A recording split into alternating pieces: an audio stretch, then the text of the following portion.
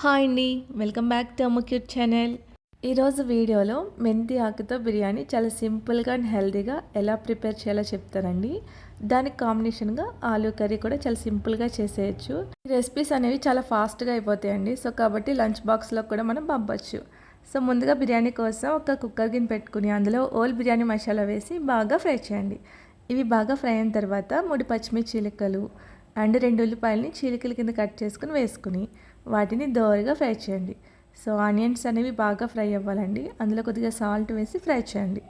ఇవి బాగా ఫ్రై అయిన తర్వాత అందులో 1 స్పూన్ వరకు అల్లం వెల్లుల్లి పేస్ట్ వేసి పచ్చివాసన పోయే వరకు బాగా ఫ్రై చేయండి.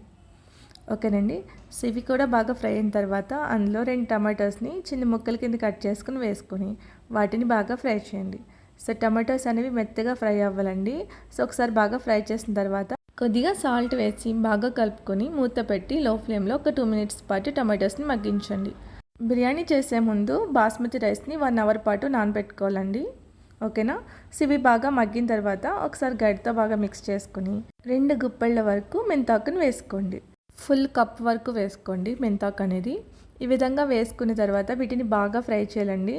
సో మీడియం ఫ్లేమ్లో పెట్టుకుని కొద్దిగా సాల్ట్ అనేది వేసుకోండి. సో అక్కడ స్కిప్ అయింది చూపించడం. వేసుకుని వాటిని బాగా మగ్గే వరకు ఫ్రై చేసుకోవాలి. వీటిని ఎక్కువసేపు ఫ్రై చేయాలండి, లేదంటే బిర్యానీ అనేది చేదొస్తుంది. ఓకేనా. సో ఈ విధంగా ఫ్రై చేసిన తర్వాత అందులో కొద్దిగా పుదీనా కొత్తిమీర కూడా వేసుకుని వాటిని కూడా బాగా ఫ్రై చేయండి. నెక్స్ట్ అందులో కొద్దిగా సాల్ట్, బిర్యానీ మసాలా పౌడర్ కూడా వేసి బాగా ఫ్రై చేయండి. ఓకేనండి. సో ఇవి బాగా ఫ్రై అయిన తర్వాత మనం నానబెట్టినటువంటి బాస్మతి రైస్ వేసుకోవాలండి. ఓకేనా. ఈ విధంగా వేసుకున్న తర్వాత వీటిని కూడా ఒకసారి గడితో బాగా మిక్స్ చేయండి. సో అన్నం మెతుకు అనేది విరగకుండా స్లోగా కలుపుతూ మొత్తం కలిసే విధంగా బాగా మిక్స్ చేయండి. ఓకేనండి. సో నేను వచ్చేసి 1.5 వరకు బిర్యానీ రైస్ తీసుకున్నానండి. గ్లాస్కి 1.5 చొప్పున వాటర్ అనేది వేసుకోండి. ఈ విధంగా వేసుకున్న తర్వాత ఒకసారి బాగా మిక్స్ చేసుకుని అందులో సాల్ట్ అది సరిపోకపోతే వేసుకొని కొద్దిగా నిమ్మరసం కూడా పిండుకొని మూత పెట్టి ఒక 2 విజిల్స్ వచ్చే వరకు మీడియం ఫ్లేమ్లో బిర్యానీని ఉడికించండి.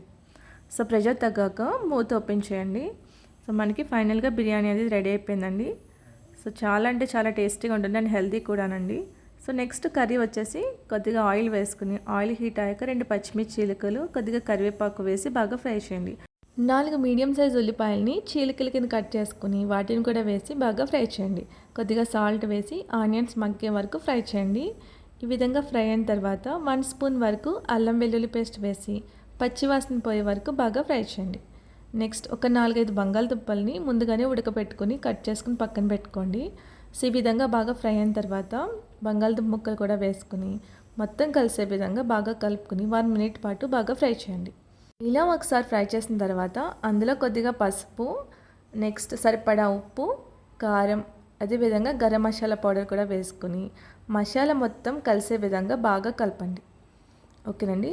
సో 1 మినిట్ పాటు బాగా కలపండి. ఈ విధంగా కలిపిన తర్వాత అందులో సరిపడా వాటర్ అనేది వేసుకోండి. సో మనకి ఆల్మోస్ట్ కర్రీ అనేది రెడీ అయిపోయిందండి. ముక్కలు అనేవి బాగా మగ్గినాయి కదా. సో కొద్దిగా వేసుకోండి. వేసుకుని ఒకసారి గడితో బాగా మిక్స్ చేసుకుని మీడియం ఫ్లేమ్లో కర్రీ అనేది దగ్గర పడే వరకు మూత పెట్టి ఉడికించుకోండి. ఓకేనండి. సో ఫైనల్గా మనకి కర్రీ అనేది రెడీ అయిపోయిందండి. ఒకసారి బాగా కలుపుకొని పైన కొద్దిగా కొత్తిమీర వేసుకొని సర్వ్ చేసుకోండి. ఫైనల్గా మెంతి బిర్యానీ ఆలూ కర్రీ రెడీ అండి. చాలా అంటే చాలా టేస్టీగా ఉంటుంది. తప్పకుండా ట్రై చేయండి. మెయిన్ ఇందులో ఆయిల్ కూడా తక్కువగానే వేసాం కదండి. సో హెల్దీ కూడా అండ్ పిల్లలు కూడా చాలా ఇష్టంగా తింటారండి. ఆలూ కర్రీ వచ్చేసి ఒక 3-4 మంత్స్కి ఒకసారి చేసుకున్నా పర్వాలేదండి. వీడియో నచ్చితే లైక్ చేయండి. Thank you.